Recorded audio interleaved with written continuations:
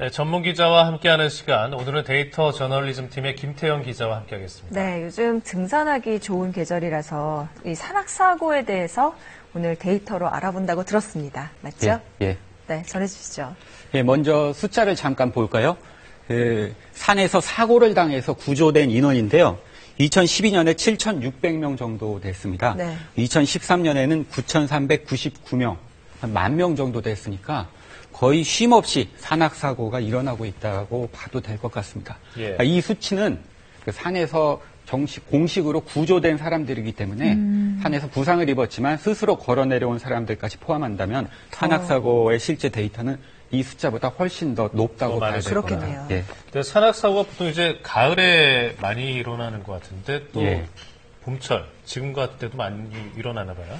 예, 말씀하신 것처럼 산악사고 가을철에 제일 많습니다. 예. 단풍철에 이제 등산객이 몰리면서 그쵸. 산악사고도 많이 일어나는데요. 네. 실제로 저희가 데이터를 봤더니 10월 달과 9월 달에 산악사고 당한 사람들이 제일 많았습니다. 네. 하지만 그 다음이 5월 달에도 산악사고 당한 사람들이 부상 입은 사람들이 많았는데 640명 정도 됐습니다.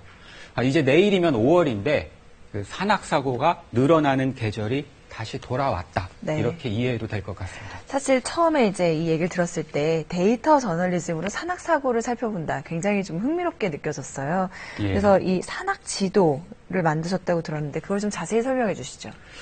그 지난해 가을 KBS 데이터 저널리즘 팀이 그 국내 최초로 그 산악사고 지도를 만들었는데요. 예. 그 17개 광역자치단체 정보공개 청구를 해서 네. 자료를 취합하고 분석을 해서 그 위치 정보 등이 기록된 전국 6,700여 건의 산악사고 정보를 지도에 담았습니다.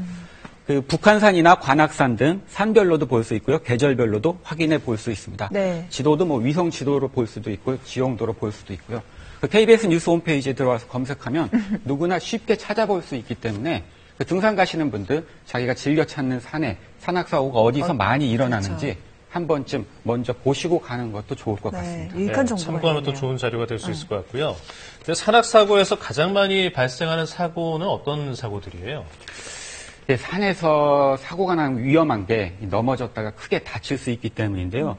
저희가 데이터를 분석을 해봤더니 실제로 실족이나 추락 사고가 전체 사고의 40.7%를 차지했습니다. 예. 그러니까 산에서 일어나는 사고의 한 절반 정도는 정말 아주 높은 곳에서 떨어져서 크게 네. 다칠 수 있기 때문에 특히 위험한 거죠.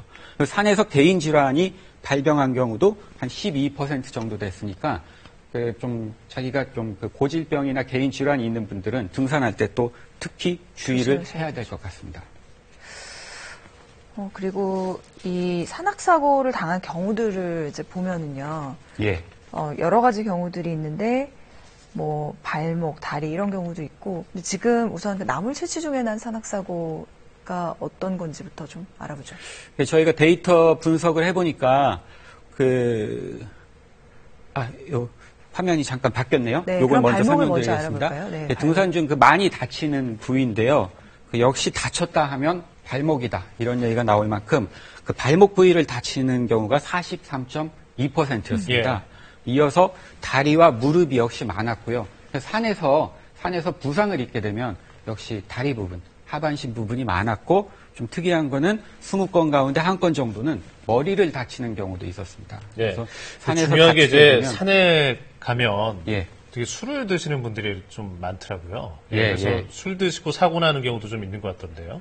예, 저희가 그 17개 광역자치단체 소방본부 통해서 얻은 그 정보공개 자료를 분석을 해보니까 예. 만취 사고로 기록된 경우도 한 30-40건 정도가 됐습니다.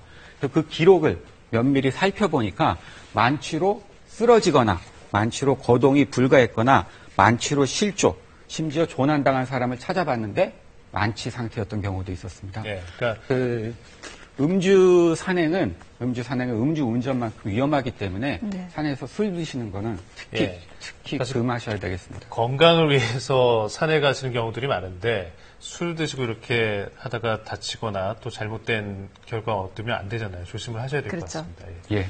네, 김태형 기자 오늘 잘 들었습니다. 고맙습니다. 네, 수고하셨습니다.